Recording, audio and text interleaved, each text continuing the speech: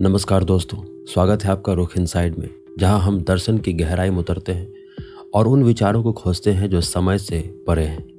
आज हम बात करेंगे एक ऐसे दार्शनिक की जो समाज की हर नकली परंपरा, हर दिखावे, हर पाखंड के सामने निर्भीकता से खड़ा हो गया। उसका नाम था डायोजनीस ऑफ सिनोपे। वो दार्शनिक जिसने दुनिया को दिखाया कि सच्ची आज़ादी का मतलब है अपनी इच्छाओं पर काबू और सादगी में संतोष। कहते हैं डायोजनीस का जन्म 4वीं सदी ईसा पूर्व एक सिक्के बनाने वाली परिवार में हुआ था, लेकिन किस्मत ने एक अजीब मोड़ लिया। नकली सिक्के बनाने के आरोप में उन्हें और उनके पिता को निर्वासित कर दिया गया और यही निर्वासन बना उनके जीवन का मोड़, क्योंकि वहीं से शुरू हुआ एक ऐसे जीवन का सफर जिसमें हर दिखावे से मुक्ति थी। एथेंस पहुंचकर उन्होंने एंटिस्थनीज नाम के एक दार्शनिक से शिक्षा ली जो सुकरात के शिष्य थे।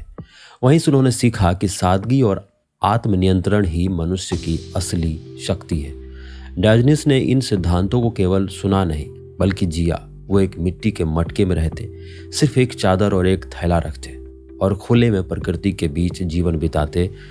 लोग उन्हें कुत्ते जैसा कहते क्योंकि वे समाज की बनावट को नकारते थे, लेकिन डायोजनीस ने इस नाम को सम्मान बना दिया।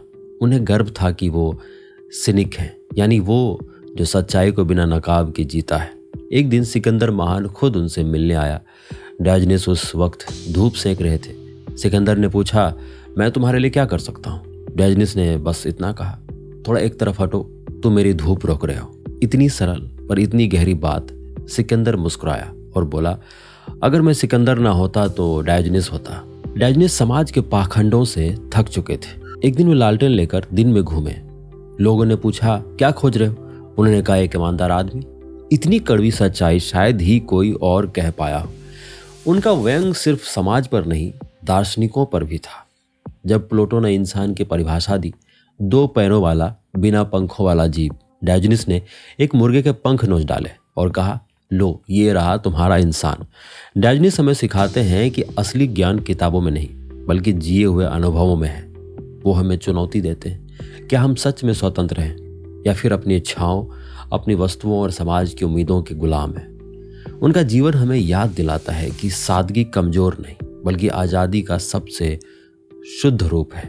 सोचिए और अपने विचार बताइए। अगली बार मिलते हैं एक और ऐसे विचारक की कहानी के साथ जो दुनिया को देखने का नजरिया बदल गया।